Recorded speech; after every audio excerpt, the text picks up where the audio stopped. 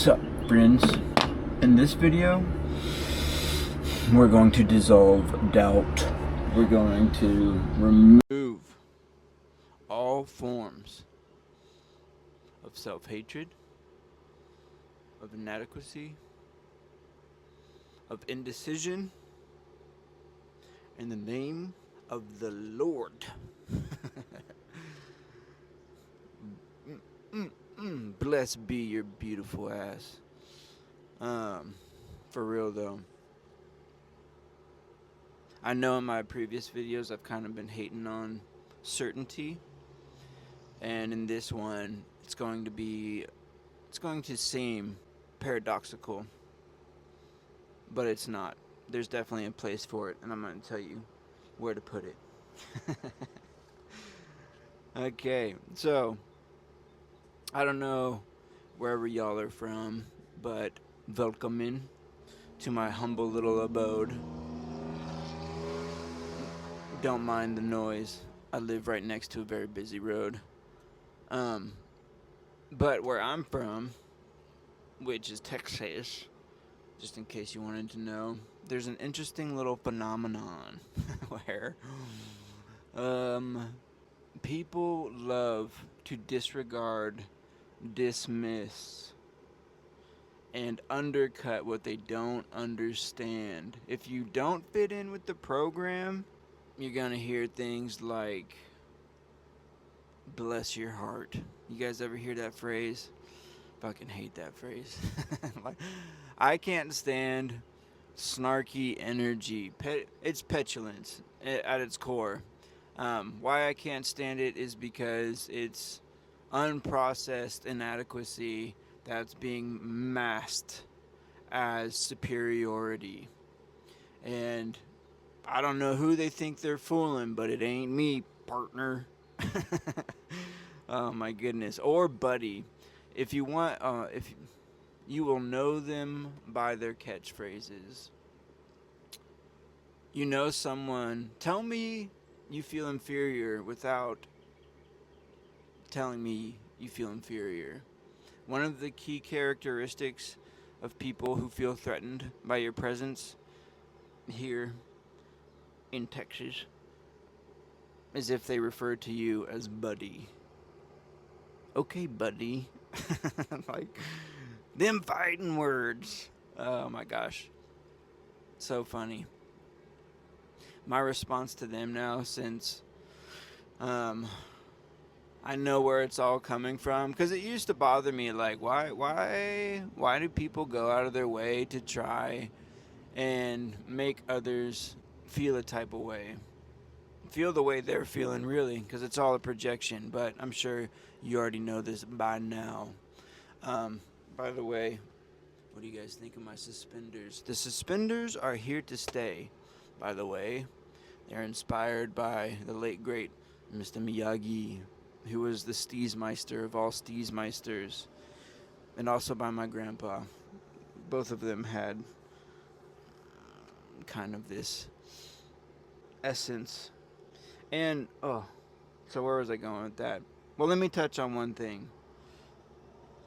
One way to dispel doubt is through an integrated sense of self, a groundedness, which my grandpa and Mr. Miyagi definitely inhabited or exemplified. I'm trying to use all these words here.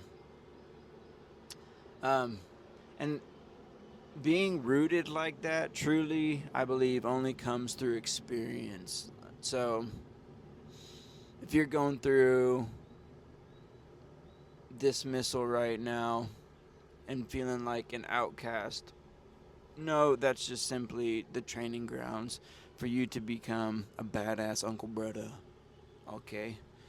I know I'm making light of something that can be very heavy, but you're going to get through this, I promise. I promise. One of a great example, there's a couple I'm going to get into. A great example of an artist who was dismissed and then came out on the other side proving all haters, all doubters wrong was T-Pain. Shout-a. Freaking love T-Pain. He definitely overplayed auto-tune, but now I kind of love it. It's definitely having a resurgence for me. But at the time, like, he was like the like, you think of autotune, you automatically think of T-Pain, right? Um, like I said, it was overplayed. But he got so much hate from the community saying he was a fake, he was a phony, he was just using it because he couldn't actually sing and it was just covering his lack of ability. But have you heard his rendition on Change Gonna Come? Ooh, I was born by the river in a little tent. Dude, that dude can sing. It's beautiful, for real. And it, like, with that song alone, in my opinion, like, he just was like, bitch, I do this because I like it. Auto-tune is here to stay, and then I can do both. Like, he proved he was bigger than the program. He's like, not only can I sing better than you, but I have implemented a new style into the industry, which is a boss move. Shout out to T-Pain. Another example, I don't know, I haven't seen this movie, and I don't know where this stuff gets implemented into my brain sometimes, but Quigley Down Under. I haven't watched the movie, but this particular scene came up in my For You page or Google feed, I don't know. But it is like quintessential shutting down the noise scenario. Go watch it. Quigley Down Under, rangefinder scene. Or something like that. Oh. Who's the guy who plays Snape? Alan Rickman? Can't remember his last name. But he's in that. And he does a great job about playing a smug bastard, which is definitely the energy of people who like to inhabit that snarkiness. The arrogance. But basically, the town had wanted to hire a gun, in order to take out some miscreants. And Quigley came in with his unheard of rifle and unheard of ability to be a sharpshooter at long distances. And so they're standing there wanting an example, and he pulls out his weapon, and they're all like, I haven't seen that before. Like unconventional methods of assassination. Anyway, Quigley proves he's the stud of all studs and ends up sniping a bucket from like hundreds and hundreds of yards, maybe 200. I'm not going to say it was like a mile or whatever. But anyway, something unheard of at that time. And he just shut shit down. I'm not doing it justice. Go watch that scene. But the catchphrase that came out of it was like, Alan Rickman was like, that's an experimental gun and an experimental bullet and an experimental range. He's like, are you sure that you can do what you say you're going to do? And Quigley just looks at him and he's like, let's experiment. So that's a great approach. Like, if you're experiencing a lot of doubt and a lot of outside noise from haters, instead of valuing like being correct and putting emphasis on why they're doubting you, have more value on experimenting and finding out. You have to turn the focus inward and just be more concerned with trying. It's a reevaluation of, instead of needing to be correct, it's valuing trying more than being correct. And then the second catchphrase, when he hits the bucket from range and looks at him, another question that came from Alec Rickman is like, "Are you certain?" Quigley hits it and goes, "I'm quite certain." Ah, classic. It's so freaking so good. But still, that energy that lingers. So, I'm going to give you some more ways to dispel doubt because I know how detrimental it can be. And it comes from two places. It can come from within, but it also can come from without. And you can dispel doubt with discernment and experimentation. Because what doubt wants to do is to stop you in your tracks, to stop any progress being made. Um,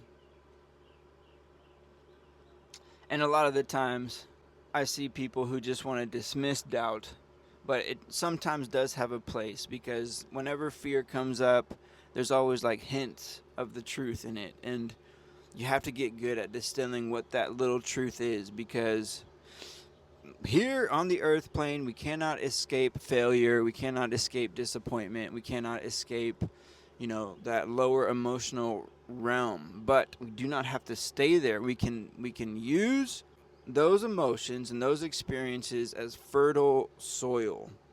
Really, those experiences are teaching us how to root down. So, if you don't see any growth, if you don't see any progress, and you are experiencing a whole bunch of disappointment and fear, and you're in your room, stuck in that ruminating cycle of nothing's ever working out for me, of course I fucked up again, that type of thinking, of internal processing, of negative self-talk, boy howdy, do I have some words of wisdom for you, because as someone with heavy experience in negative self-talk, I have almost criticized myself into oblivion. If you come across any of my videos and feel that I have judged you in any sort of way, know that my intent is love, truly, but also that criticism has been pointed back at me 10 times harder than it has ever had at you, I promise. So, in some sense, I do expect if I can withstand it, so can you. And I know not everybody appreciates a little bit of bitterness, but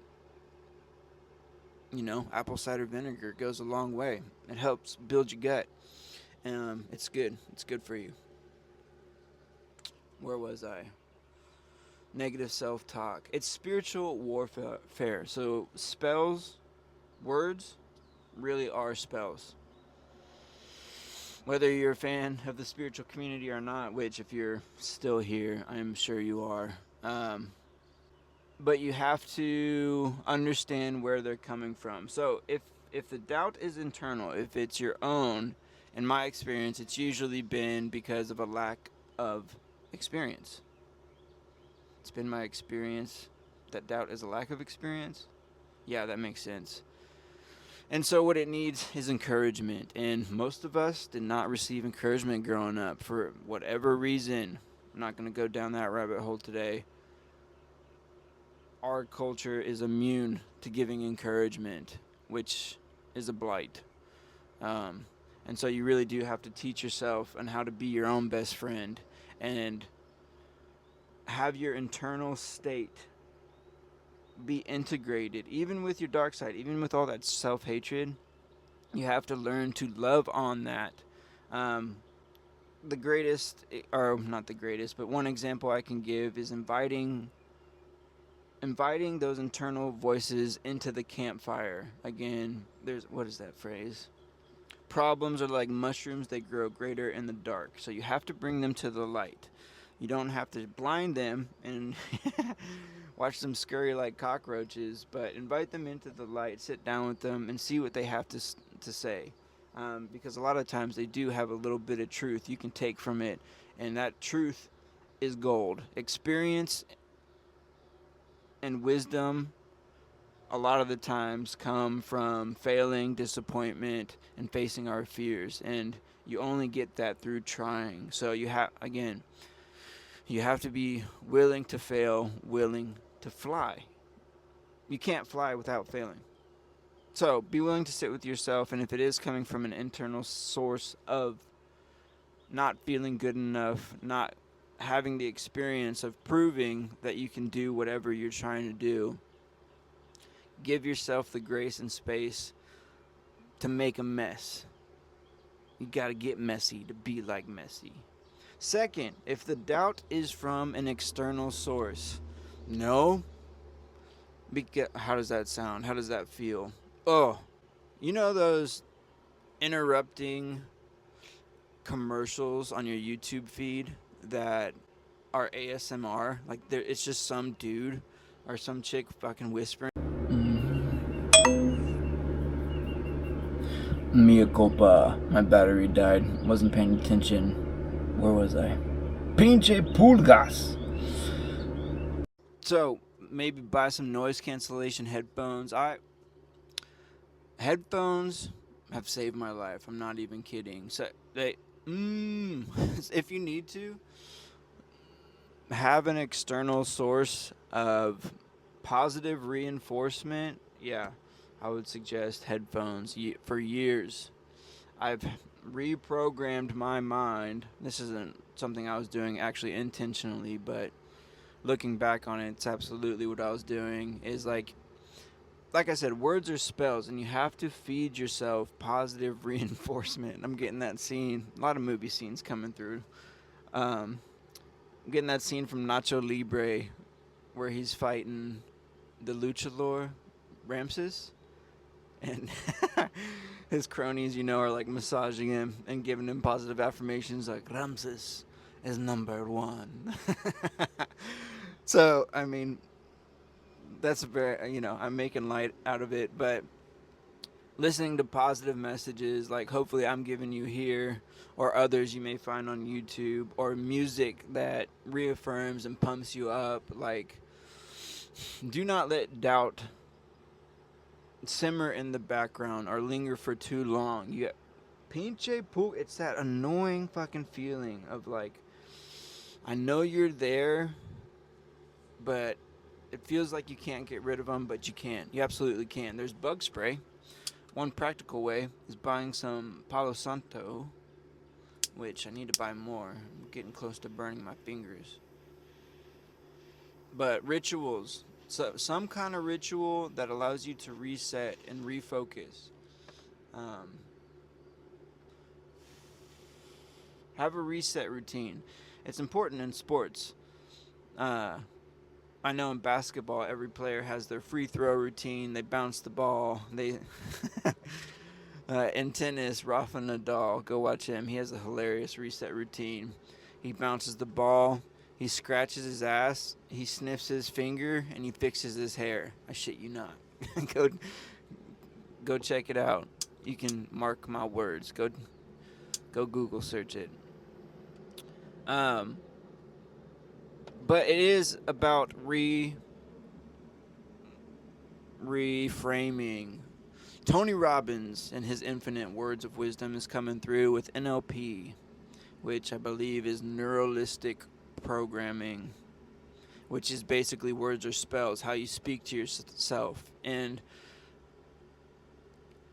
giving more focus, value, attention on the things that you do want to happen. A lot of the times I'm an avid ping pong player, and so I'm going to use that as an example just because it's pertinent to me. I see players who, what's hindering their progress, their ability to produce results, is their internal reference point. Like, they'll miss a shot and be like, of course, I fucked up. That's just who I am. Whoa. Sometimes you need to reboot. You need to catch that in the moment. That's what I mean by reset routine, because when you get that into that feeling of inadequacy, of doubt, that makes us want to stay stuck in those feelings of inferiority. It's a loophole, like I said, rumination, and wants us to spiral downwards. And so you have to put a cork in it. Something I love is snapping your fingers, back to T-Pain. Snap your fingers, do your step. You can do it all by yourself. Let me see you do it. Or if you want to get a little more, um, what's the word? Demented? Nah. World destroying? What's the word I'm looking here? If you want to get medieval on their hiney, you can think of Thanos when he snapped his finger and made everybody disappear. I know that's a little bit. What's the freaking word I want to use? Genocidal? Yeah, we don't want to go down that road. But anyway, take the essence from it. You have to render other people's opinions void, useless, inadequate. Anybody who has anything to say about what you're doing that's trying to halt your progress and bring you down, chump change, basically. It's like that and 2 cents won't even buy me a cup of coffee because coffee's fucking $10. By the way, if you want to buy me a Celsius, I'm going to add my Cash App in the Cash App link in the description box. Because boy howdy, do I have a caffeine addiction to Celsius. And also, show me some love. If you're vibing with the videos and you have the means, would very much appreciate it. Where was I going with all this? Chump change. You have to have some kind of reset routine to counteract. To catch, one, it's about noticing. Once you know better, you do better. And a lot of the times, these programs are subconscious and we simply don't know that we're stuck in a rut because it's just been our reality and we just think that's the way it is. But it doesn't have to be that way. I promise you that. And it does take work because they're tied into our identity, and changing belief systems is the hardest thing you will ever do in your life. Okay? But a change gon' come. I promise you that. You can do it. I hope. Keep moving forward. Doubt wants to stop you. And not all progress is good progress. You don't need to be on you don't need to be on all the time and running yourself into the ground on 100,000 RPMs. That's not what I'm saying. But give yourself a moment of grace. Allow yourself to feel your feelings. Invite them in. Distill what they have to say and the truth of the situation. But know you have every right to move towards your dreams and desires. I am a firm believer that they are God-given. They are seeds from the divine that deserve nurturing. And you got to sprinkle some self-belief, some positive self-talk. Whatever works for you. I'm not trying to, live, laugh, love bumper sticker on your forehead, toxic positive yourself into changing. That doesn't work for me. Like, what worked for me was actually getting down into the nitty-gritty with my doubt, my fear, my failures, all that shit that everybody never wants to face. That limiting self-belief, right? You have to change out who's at the helm, who's talking, and who's got the final say. I promise you, you have the authority. That doubt, that fear is just a pinche pulgas. Okay? I hope this helped. I'll catch you guys in the next one. Au revoir.